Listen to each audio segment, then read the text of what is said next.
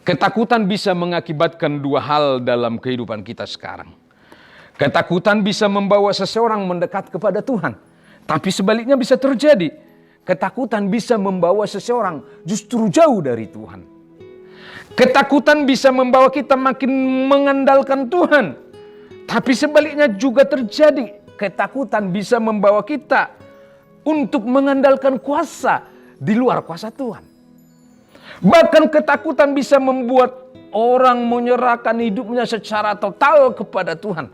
Tapi ketakutan juga bisa membuat orang makin khawatir dalam hidupnya. Ketakutan bisa membuat seorang jatuh ke dalam dosa. Tapi ketakutan bisa juga membuat seorang menjauh dari dosa. Maka pertanyaannya bagi kita adalah, ketakutan ini membawa apa bagi kita secara personal? Ketakutan yang kita alami saat ini oleh karena sesuatu yang tak kasat mata ini membawa apa bagi kita secara personal? Membawa kita makin dekat kepada Tuhan kah? Atau membawa kita jauh dari Tuhan? Membawa kita makin mengandalkan Tuhan kah? Atau mengandalkan kuasa di luar Tuhan? Kita harus menunjukkan diri sebagai anak-anak Tuhan di tengah situasi yang tidak menguntungkan ini. Di tengah situasi yang menggentarkan ini. Tunjukkan diri kita bahwa kita adalah anak Tuhan. Saudaraku kekasih dalam Tuhan. Saya selalu mengingat sebuah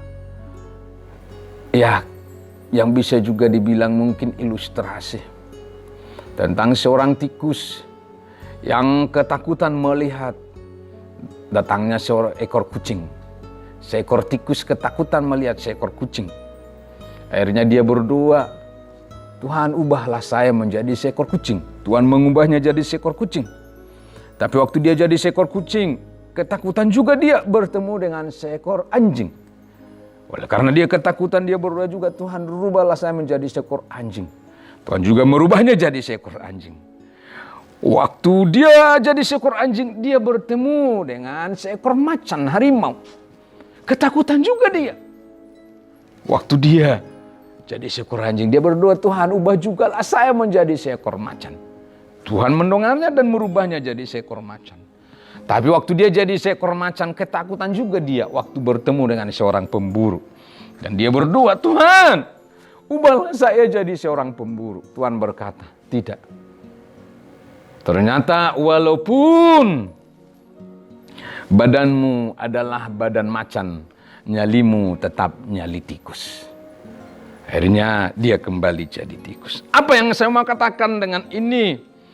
Bahwa kenyataan-kenyataan yang menakutkan seperti ini bukan berakhir. Ini akan berganti, makin menakutkan. Karena kitab Wahyu sudah jelas mengatakan itu.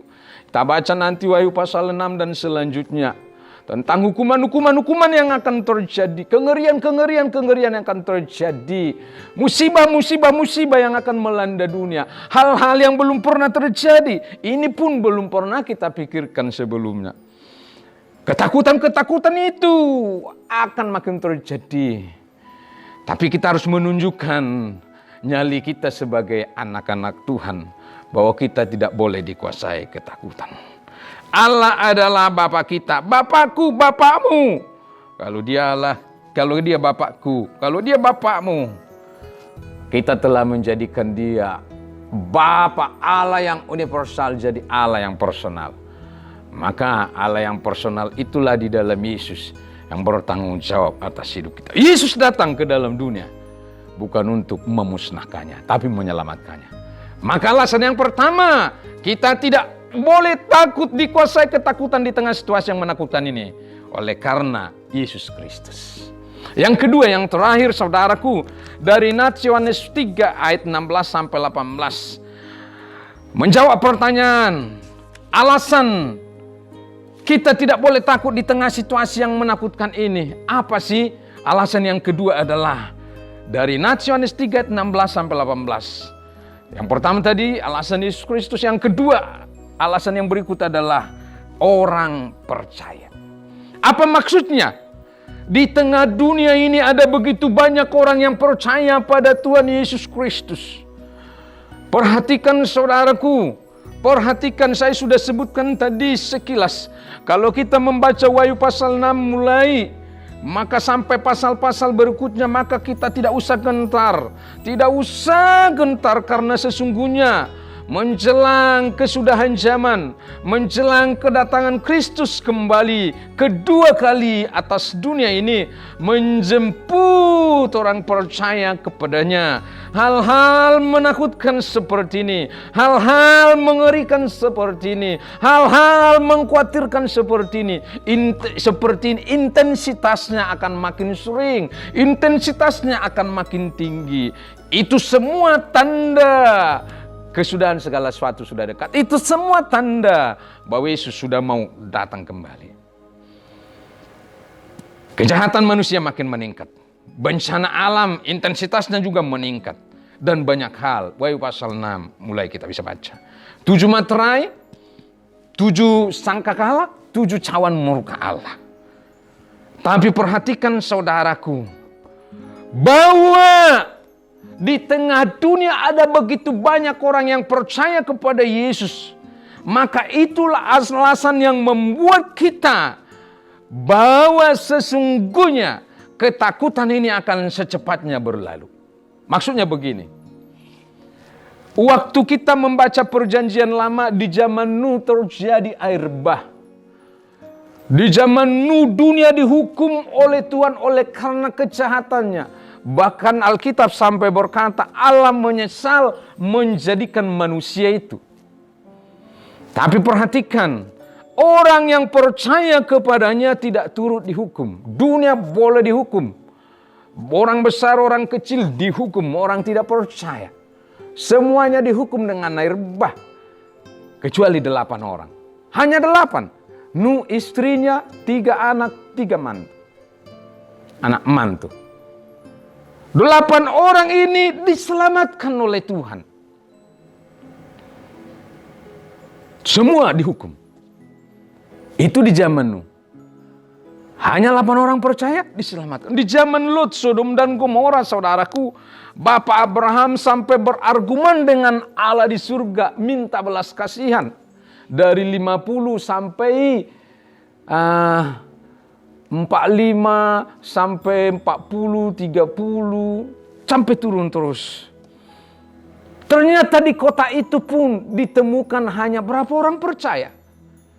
Sodom dan Gomora dimusnahkan, tapi ada 4 orang percaya di situ.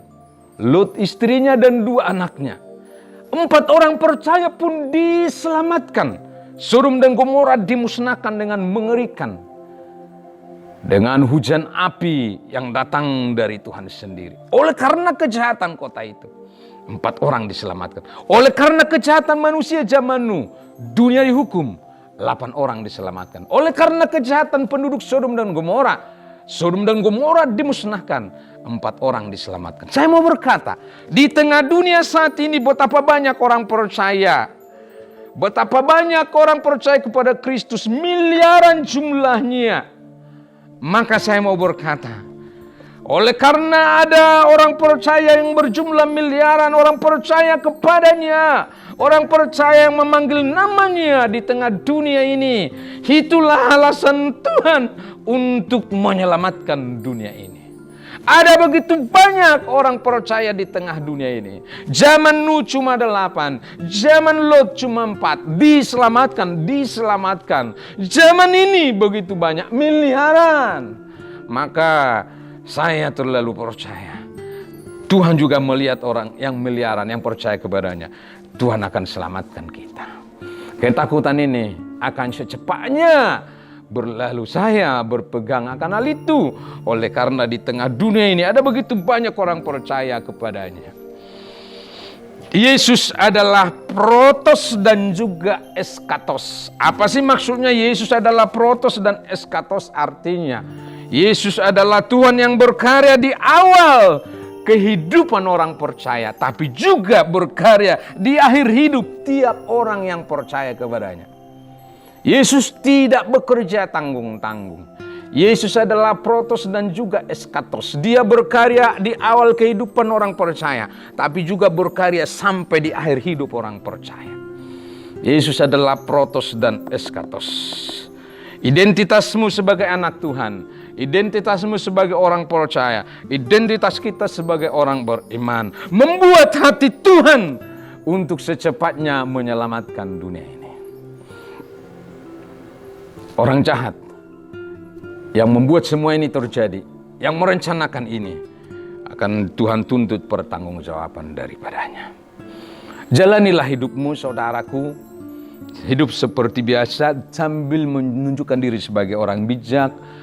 Bukti kita sebagai orang bijak adalah mendengarkan apa himbauan pemerintah kita. Oleh karena firman berkata, pemerintah adalah wakil Allah yang berjaga-jaga atas jiwa kita. Maka bukti kita sebagai orang yang taat kepada Tuhan adalah taat pada pemerintah. Kita taati himbauannya. Untuk sekian waktu, social distancing, kita taati itu. Tapi jangan pernah dikuasai oleh ketakutan. Kita harus menunjukkan tadi bahwa kita adalah anak Tuhan. Yakinlah, tanamkan di hatimu yang terdalam bahwa ini secepatnya akan berlalu oleh karena dua alasan itu.